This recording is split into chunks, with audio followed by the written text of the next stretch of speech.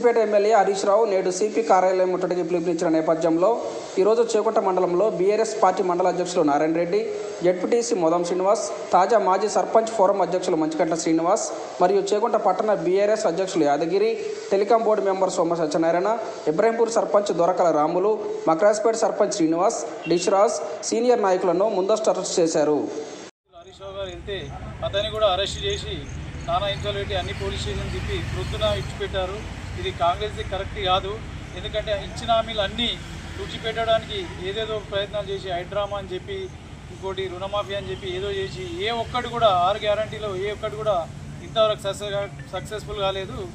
పబ్లిక్ను ప్రజలను మోసం చేస్తూ ఈ విధమైన చర్యలకు చేపడుతున్న కాంగ్రెస్ గవర్నమెంట్ వెంటనే ఖచ్చితంగా వాళ్ళకి బుద్ధి చెప్తారు. ప్రజలు తొందరనే బుద్ధి చెప్తారు.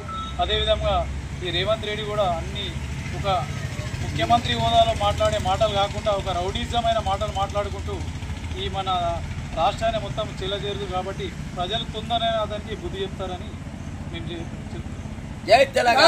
చెప్తున్నటువంటి సంఘటనకు పూర్తి బాధ్యత ముఖ్యమంత్రి రేవంత్ రెడ్డి, కుక్కటపల్లి ఎమ్మెల్యే అరకపూడి గాంధీ బాధ్యత వహిస్తూ వాళ్ళిద్దరు రాజీనామా చేయాలి. ఎందుకంటే చిన్న సమస్యలు ఫస్ట్ జడ్లం చేసిన వాళ్ళే. ఈ చీర గాజుల సంస్కృతి తీసుకొచ్చిన మాట ముఖ్యమంత్రి రేవంత్ రెడ్డి నోటి నుంచే ఫస్ట్ వచ్చింది. కేటీఆర్ గారిని పట్టుకొని ఒక ఉద్యమ నాయకులు పట్టుకొని చీరే గాజులు మంచి చీర బస్సు ఎక్కువ చెప్తే నీ కాంగ్రెస్ పార్టీ మహిళా అధ్యక్షుడు ఒక మహిళనే స్పందించింది. మళ్ళీ మహిళకి చెప్పమని చెప్పుతూ కొడతామని చెప్పు చూపించిన సోషల్ మీడియా వైరల్ అయింది.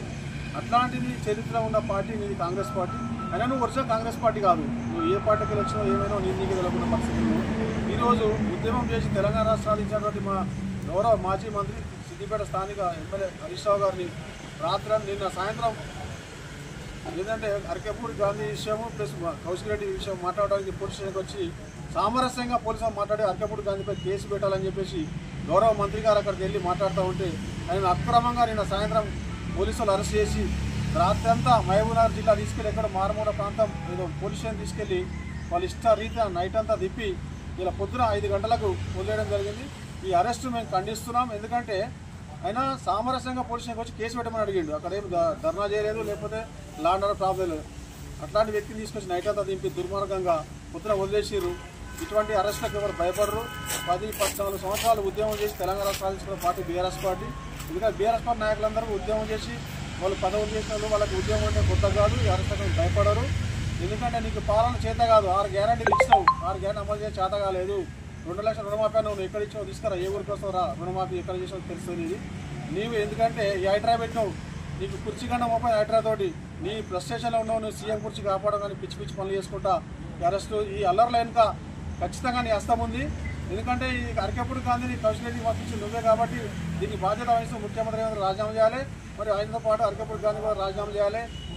ఎందుకంటే ఇన్ని 10 సంవత్సరాలు టీఆర్ఎస్ పాలనలో సైలెన్స్గా ఉండి అభివృద్ధి దశలో నడిచిన తెలంగాణ రాష్ట్రాన్ని ఈరోజు కాంగ్రెస్ పార్టీ అల్లకల్లవలు చేస్తూ హైదరాబాద్లో లేనిపోయిన అల్లలు సృష్టిస్తూ తెలంగాణ రాష్ట్రాన్ని డిస్టర్బ్ చేసే కార్యక్రమం మొదలుపెట్టింది. కాబట్టి ఈ కాంగ్రెస్ పార్టీకి ఈ ముఖ్యమంత్రి రేవంత్ రెడ్డి త్వరలో రేపు స్థానిక సంవత్సరాల్లో తగిన బుద్ధి ప్రజలు చెప్తారు, దానికి చెప్పడానికి సిద్ధంగా ఉన్నారు. కాబట్టి ఈ అరెస్టులో భయపడడం ముఖ్యమంత్రి రేవంత్ రెడ్డి జాగ్రత్త. ఎందుకంటే ఇంకోసారి మా హరీష్ రావు జోలికి వస్తే తగిన బుద్ధి చెప్తాం. ఖచ్చితంగా నీకు తగిన దగ్గర రోజున గుణపాఠం జరుగుతుంది. నువ్వు దానికి సిద్ధంగా ఉండాలి. జై తెలంగాణ, కేసీఆర్ గారి నాయకత్వం, కేసీఆర్ గారి నాయకత్వం. ఈరోజు రాష్ట్రంలో కాంగ్రెస్ ప్రభుత్వం ఏర్పడ్డ తర్వాత ప్రజా వ్యతిరేక కార్యక్రమాలు చేపడతా ఉంటే ప్రతిపక్షమైనటువంటి టీఆర్ఎస్ పార్టీ ప్రజల పక్షాన పోరాటం చేస్తున్నటువంటి క్రమంలో ఇందిరాగాంధీ ఉన్నటువంటి నిర్బంధాన్ని తెచ్చి ఇలా ఎమర్జెన్సీ తలపించే విధంగా ఇలా రేవంత్ రెడ్డి గారి ప్రభుత్వం పనిచేస్తూ ఉన్నది. ఈరోజు కార్మిక వ్యతిరేకం, రైతుల వ్యతిరేక ప్రభుత్వం. ఈ రైతుల ఉసురుముట్టి ప్రభుత్వం తప్పకుండా కూలిపోతుంది. ఈ టీఆర్ఎస్ కార్యకర్తల మీద పెడుతున్న అక్రమ కేసులను మేము తప్పకుండా మళ్ళీ ఈ ప్రభుత్వం మీద కాంగ్రెస్ కార్యకర్తలు కాంగ్రెస్ గుండాల మీద బదులు తీసుకుంటామని చెప్పేసి ఈ సందర్భంగా మేము హెచ్చరిస్తూ ఉన్నాం. ఖబర్దార్ కాంగ్రెస్ గుండాలారా, మేము ప్రజాస్వామ్యంగా ప్రశ్నిస్తే మమ్మల్ని ముందస్తు అరెస్టుల పేరుతో హరాస్మెంట్ చేస్తున్నటువంటి కాంగ్రెస్ ప్రభుత్వం బుద్ధి తెచ్చుకొని అయినా ప్రజాస్వామ్యబద్ధంగా ప్రజా సంక్షేమం కోసం పనిచేయాలని చెప్పేసి మేము ఈ సందర్భంగా డిమాండ్ చేస్తా ఉన్నాం.